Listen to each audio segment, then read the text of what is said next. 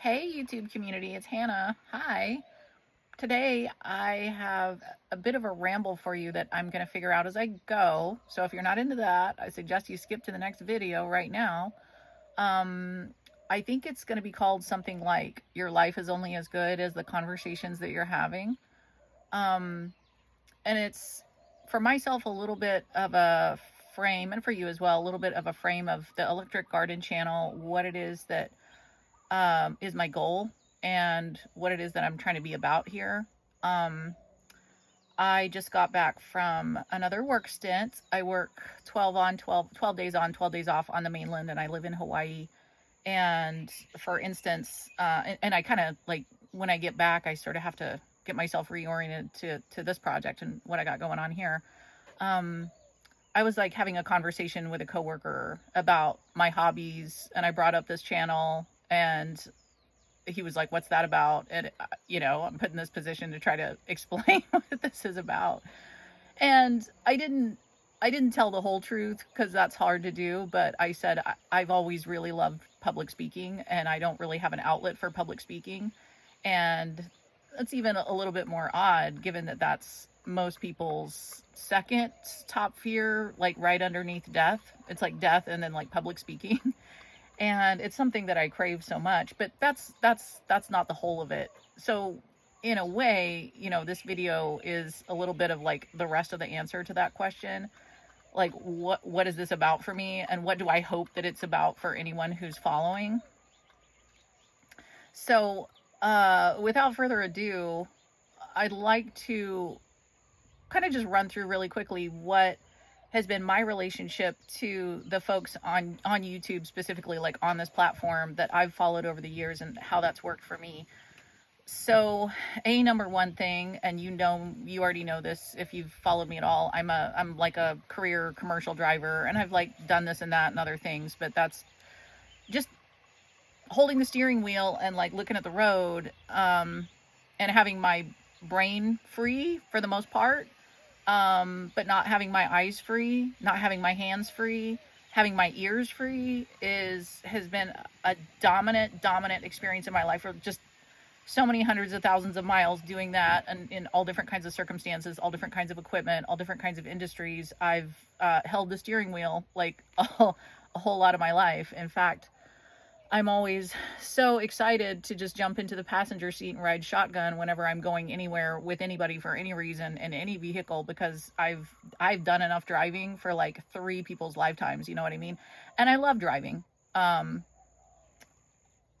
do. But yeah, I've been and I'm intellectually hungry, and I like music. I like to listen to music. So I've definitely over the years, just exhausted the, you have like your kind of top tier of like bands and musicians that you like to listen to, and then you kind of like play that out, and then you get to like the second tier, like the second string, and then you think of that makes you think of this, and then you spin off, and then there's a certain point where you just listen to all the music that you could possibly listen to, like you're kind of like burned out with music, and you're still driving, you're still at the wheel. um Gosh, yeah, I got my commercial driver's license 26 years ago, and like I said, I haven't always been doing it full time, but it's been a long time of figuring out what to do with my brain, which is, I have a very active brain. I have a very like inquisitive, curious nature, and a very like a desire to like reach out and connect and receive, and all of that. Talking on the phone, I mean, I'm sure you'll see the truckers out there on the road, and they got that like for some reason, all the normal people who aren't truckers like quickly figured out how to just get some kind of small thing, like as soon as those started coming out, just like a little small thing. And all the truckers went really big with the big ass like headset that's like flashing blue lights, and it's got like a boom, and it like wraps around your whole head, and you look like a cyborg or something. Like all the truckers went that way, and that's like the shit that sells in the truck stops and stuff like that. So talking on the phone is certainly okay. I've done a fair amount of that, but you're getting in and out of reception, you're getting in and out of time zones relative to other people, and then you spend, 5 miles like climbing a mountain, or like going through some terrain and being like, oh, can you hear me now? Can you hear me now? It's just exhausting. I for the most part, abandoned the project of like talking to people on the phone pretty quickly. I know that maybe seems counterintuitive, but it sounds good, doesn't work, you know? Um, I certainly have a rich inner life where I like to just sit with my own thoughts and feelings. And that can be almost scary sometimes. Like you get to a point of like competency, like comfort and competency with the equipment that you're driving and the route that you're on, or like what it is that you're doing, where you can get in your head. I'm sure we've all done it. And you don't even remember the last, how long, you know, the last like 10 miles or something. You're like navigating traffic and things. I mean, that's happened to me a million times, you know? I think I can get, just to be clear, I've never had an accident. I've never had an accident, and I've only gotten one ticket, and it was a total speed trap, and it was up in Canada like last season. But like I've been a very, very safe driver. So I do want to preface with that. But I've had situations where, you know, maybe I was following somebody, or we were on the same route with, you know, going a different speed or something like that with like other coworkers or something. And they'd be like, oh, did you see that big fucking thing? Like, I don't know, some kind of crazy inland, like Salt Lake, or some kind of like massive feature of the area, or just something. And I'll be like, I did not see that at all. I can get really, really into my head when I'm driving, or really anytime, and still be driving safely. So in that context, for me, YouTube and like long form discussions and sort of gravitating to personalities on there that I've found to be like, to finish that sentence, like that's been like food for me. Like, it's like almost like driving along and like starving and hungry, but it's in my brain. It's intellectual, it's psychological. And I don't want to hear some dumb shit. Like, again, the crazy stuff truckers do. Like, there's been no over the years, there's been no fans of Howard Stern like truckers. Like, truckers are like crazy about Howard Stern. I wouldn't even really know what that guy's show is about if not for being like in the truck with like different like coworker truckers over the years, because we had to shuttle a truck somewhere for service or like whatever, you know what I mean? Like, that's garbage. It's like mental garbage. Like, so just to be clear, it's not like anything will do for me. Like, I want something that helps me approach my life and my experiences in a new way, a different way, but a way that resonates with me, you know? I want something that's going to like help me catch up to my own leading edge. I want something that is going to challenge me, but also kind of validate the suspicions and the feelings that I've had that maybe have been kind of amorphous and that I haven't been able to sort of solidify into some kind of like philosophy or approach. I want those kinds of conversations. And, you know, when all of the listening to music is kind of tapped out, and like whoever you might want to have a phone call with is tapped out.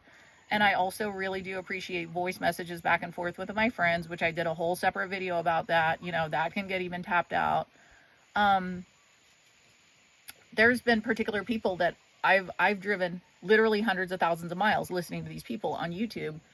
And, I mean, there's nothing like earning a paycheck and like doing your job and also giving yourself like a world-class education in something that it might be super nuanced. It might be, you know, super niche, but it's like something that you care about, where you don't have to get off work and then learn that thing. Like, you can kind of like multitask and be sort of like optimizing all at once, you know?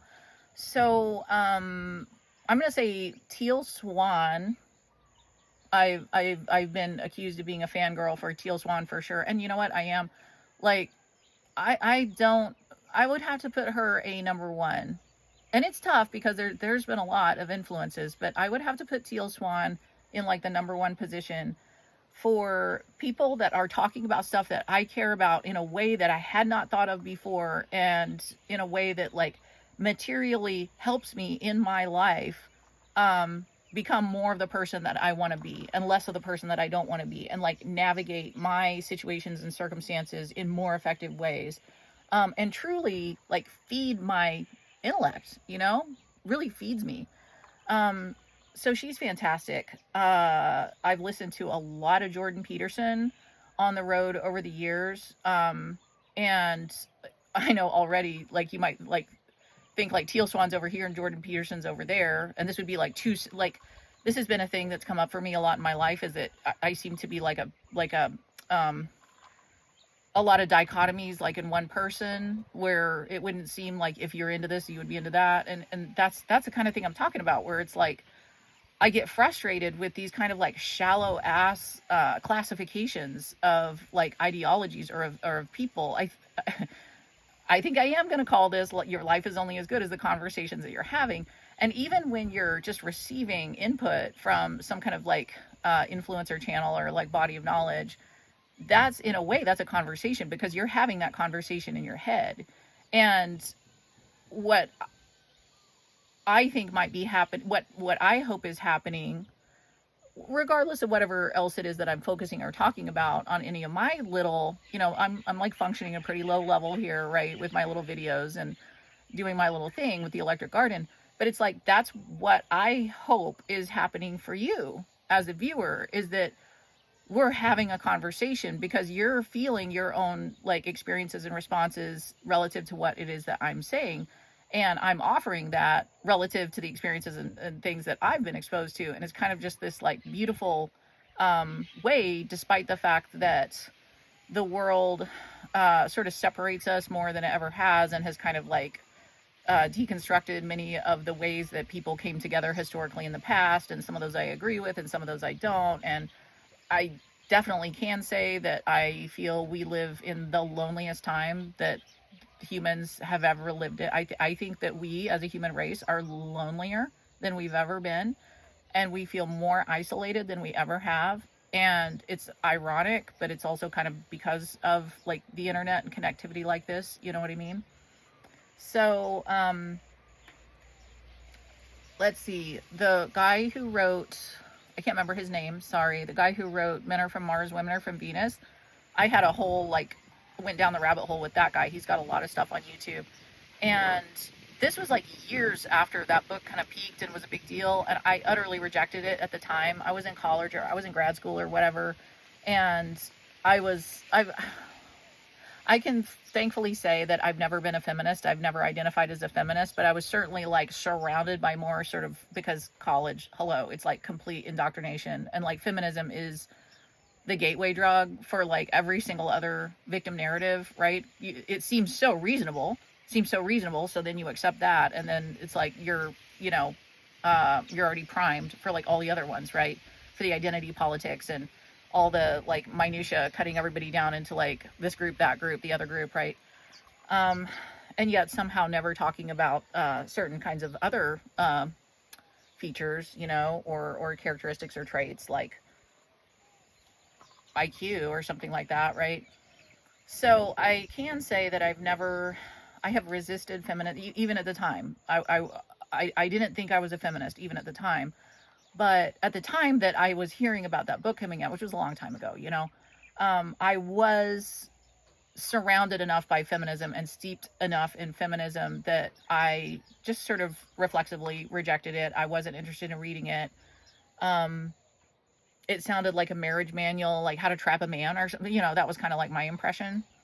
And so, I mean, it was at least 10 or more years later that I ended up like circling back around and like listening to this guy's fucking stuff and being like, oh my God, that would have been so helpful at any point earlier in my life. That would have been so helpful, So, I think he got kind of dropped out for me in my algorithm or whatever a while ago, but like I found it very, very valuable. Let's see.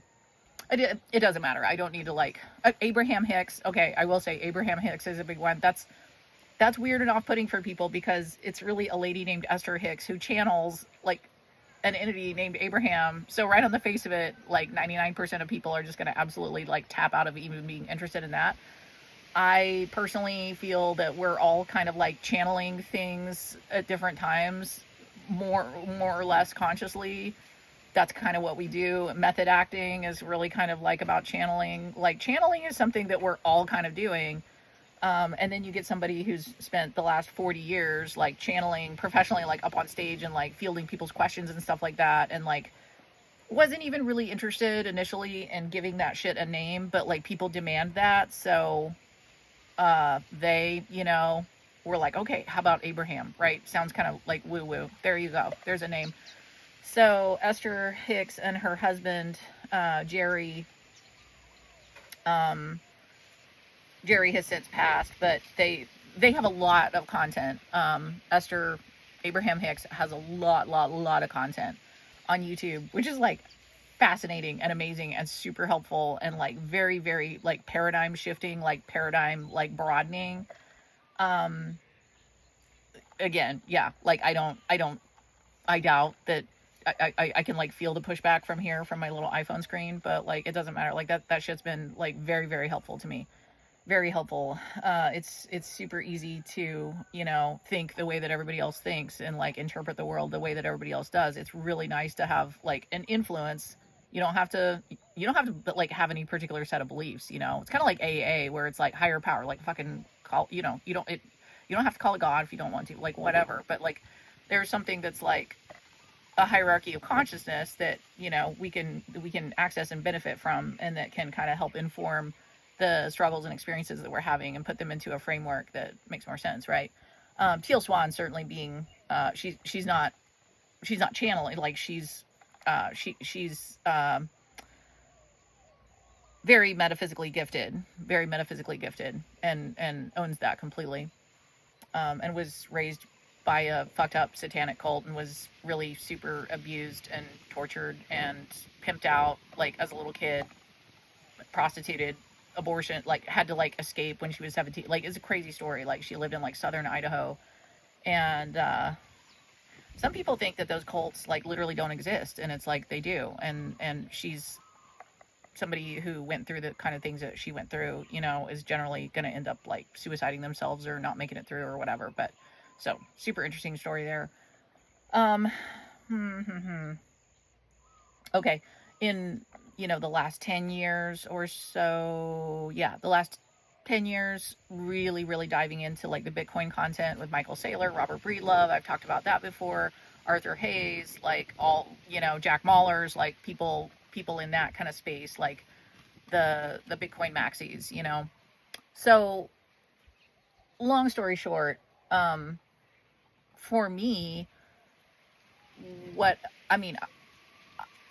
I've become a better person because of my relationship with YouTube and the content that I'm able to find there. I've been able to capitalize on what would otherwise be a really deadening and numbing kind of job and occupation, commercial driving, right?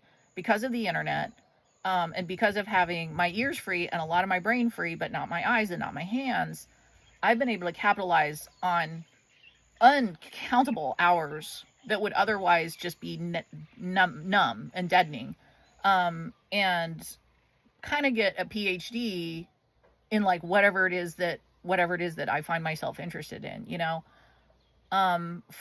For my experience with YouTube, because of that specific kind of like setup that I'm talking to you about, it hasn't been so much about creators that are really gifted in terms of like amazing edits and amazing visuals, because I'm not going to be able to see it anyway. Like for me, it's like I want to find people who I resonate with where they're at, but they've taken it further than I've managed to take it. They're going to get me further than what I can go myself.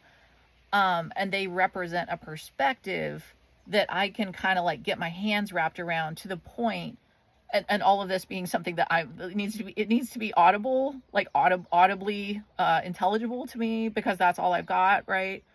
And hopefully have enough content that I can kind of like get myself like far enough down their rabbit hole that I can like really get into like what their thing is, you know? Like so much so that some of those perspectives have become like internalized voices for me, you know, where Teal Swan doesn't have to make a video about my specific problem that I'm having. Abraham Hicks doesn't have to make a video about my specific problem that I'm having.